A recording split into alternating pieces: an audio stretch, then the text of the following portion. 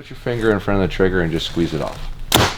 Okay, so that is how firing a bow is going to feel. I'm going to back it down a little bit more because that was just a titch hard. Right. I can bet you money if I stand here with you and have you draw that thing back 15 times. Get used to it. It's actually going to be easier by the 15th time, not harder like a normal exercise would be. So let me snag that and just take one more turn off of it so it's a tiny bit easier for you. You should be able to shoot 20-25 yards lethally the first day if you put in 3 or 4 hours the first day without an issue.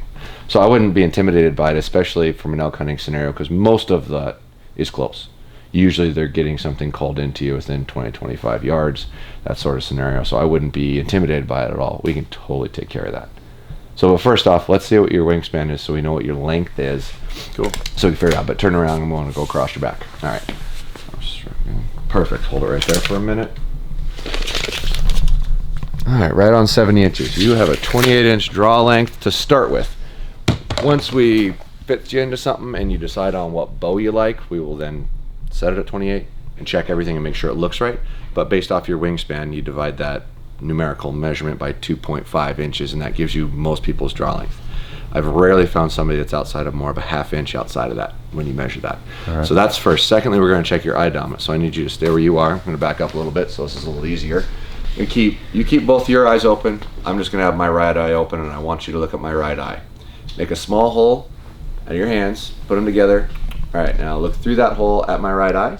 Okay, now lower your hands down to your waist. Blink a couple times. Do it again, lift it up. Smaller hole. Now look at my eye. Okay, lower your hands down. Blink a couple times again. Do it again. All right, lower your hands down. Blink a couple times, and one more time for me. I bet you didn't know your left eye dominant. I am. Okay, cool. First time you went to your right eye though. Yeah. Yeah, when the hole was bigger, you're like, you're like, whoa, wait a minute. Yeah. So, okay, so you knew that. You'd be amazed how many people have no idea their eye dominance is different. Yeah, cool. So, are you right-handed? I am. So I bet you were decent at switch hitting in baseball. I was all right. Yeah, it's because your eye dominant, your hand dominants are opposite. You can look both directions because of that and do well. Same thing with most sports that you could do left or right. You can probably do both well.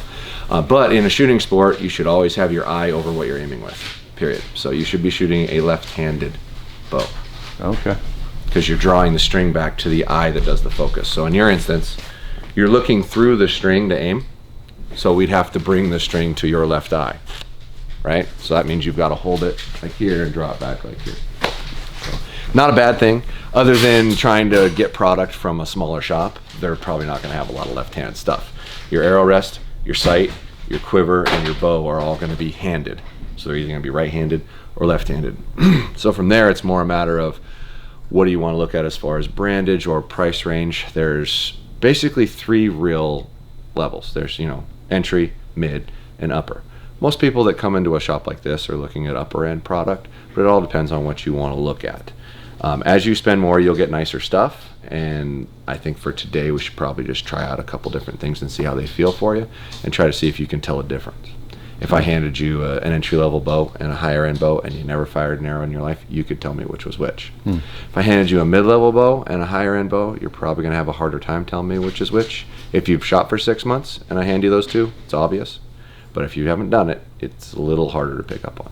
So, all right, so pull the trigger again and it'll re-engage. Flip that over. Hook that on like that, finger behind the trigger. Now, we always put our finger behind the trigger for one very simple reason. You don't punch yourself in the face at half draw.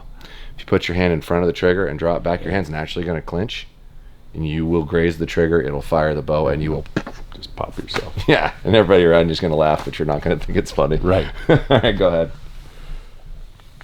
Better? Okay, so rotate your hand over to where that knuckle's behind your jawbone. Bring your nose down to where it touches the string. Now this part of your hand, we're in a little bit again here. There you go. You feel that a little more? Feel my hand against your hand?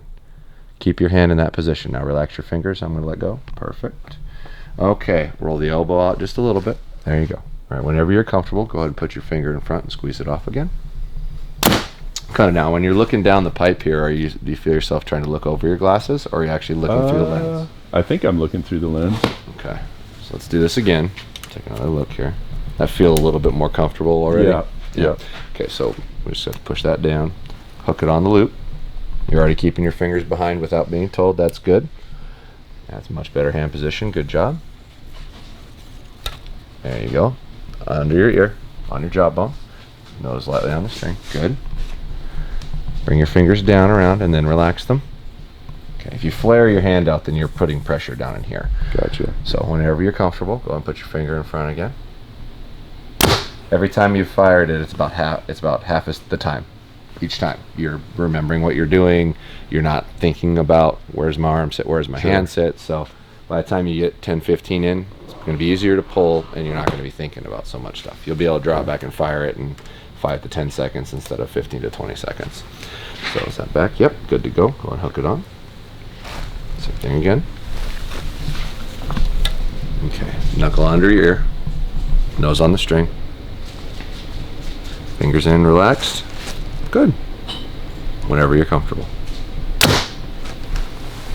Pretty simple. Sure seems like it. It's not hard. You put a peep sight and a front sight in there, and then you can start adding aim into the equation, which will help you with your anchor here because you're moving your head around. You want the tip of your nose on the string, not the side.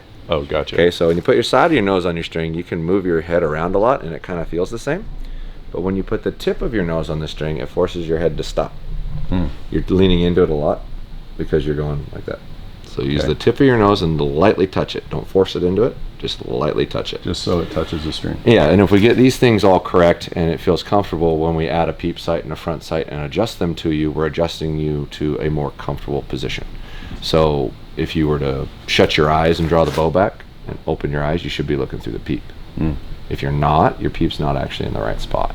Now, left to right, you can't adjust where the peep is for that, but an up and down you can. That's all your head position and getting used to what kind of angle your head sits at. Like when I square up, hold my bow, I know I have to turn my head like that and like that. And when I draw the bow back, it lines up.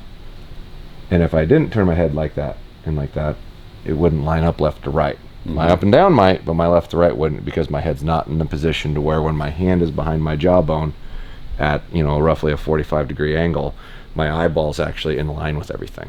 If it's a little in or a little out, you have to adjust your head a little bit. Once you get that, you should be able to stand here before you ever draw your bow back, acquire your target, get your head in the right position, and when you draw everything back, you're actually pointed right at the target and looking right down the pipe without adjusting anything. And that's in the feet, the hips, the shoulders, and the head, and your front arm positions.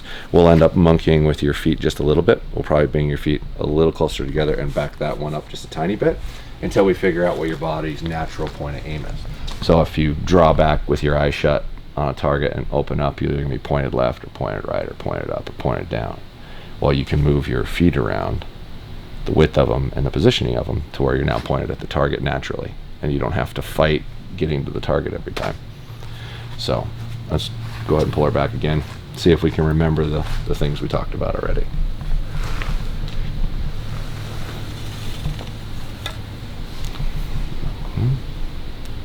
Light touch. Okay, now don't touch the front though, but don't flare them. Just nice and relaxed. Good, good, good. Yeah, you remember it. Cool. You think? Oh, that was excellent. Yeah? First time out, yeah. It was great. Bow felt kind of good. Like, when did you kind of feel comfortable? Like, 3 shots? Probably in, after or? my right around 3 or 4 shots. Yeah. Yeah. Once I got through and figured out, okay, where do I hold this? How do I do this? Yeah. It was a lot easier. It'd be interesting to see, because that was a Vertex from Matthews. Now you're gonna shoot a Bowtech. What's it, a Realm? This is a Realm SS. SS. Now you're gonna have 2 different opinions. It'd be interesting to see what you thought just on the draw cycle alone, let alone Right. how it shoots, but just pulling it back. Would you say more guys decide once they shoot a bow, or is it draw cycle have a part of it? I would say that, well, when someone walks in here, they almost always have a predetermined notion of what they want, and then they try, because we have so many brands, you can actually try every major brand that you would normally want to look at or have been considering. And I'd say 80% of the time a guy walks out with a brand that was different than what he walked in thinking he was going to buy, because he shot all of them. Well, yeah, but this actually felt a lot better to me than the other one did. Yeah. So it's gotten me before. Like, I had a predetermined notion of what I thought I wanted, and then I tried the 4 different models or 5 different brands and was like, wow, I actually like this, the way this felt a lot better in my hand. Which is why it's crucially important to test fire a bow before you ever buy one. be like buying a vehicle without test driving one when there's 4 very similar vehicles to pick from. You should probably drive all 4 of those and see which one actually felt better to Yep. you, which one you're more comfortable in. It usually does boil down to draw cycle, or how the bow feels when you draw it back and then release it. So each bow will have a distinct different cycle or feel of where the weight is in the draw of the bow. Some of them are in the front of the bow, some of them are in the back of the bow, so it feels like more of a hump in the back end, or it feels really hard to get moving to create the velocity that they're trying to create. But they also have a lot of difference in how they feel when you actually discharge it or fire it, how much vibration is in the bow. And those 2 things are really what typically sell somebody on which one they like better. The handles have something to do with it, the physical weight has something to do with it, the true specs of the bow have something to do with it, but 9 times out of 10 it's how did it feel when I drew it back, how did it feel when I fired it, because that's what I'm going to experience every time I use it.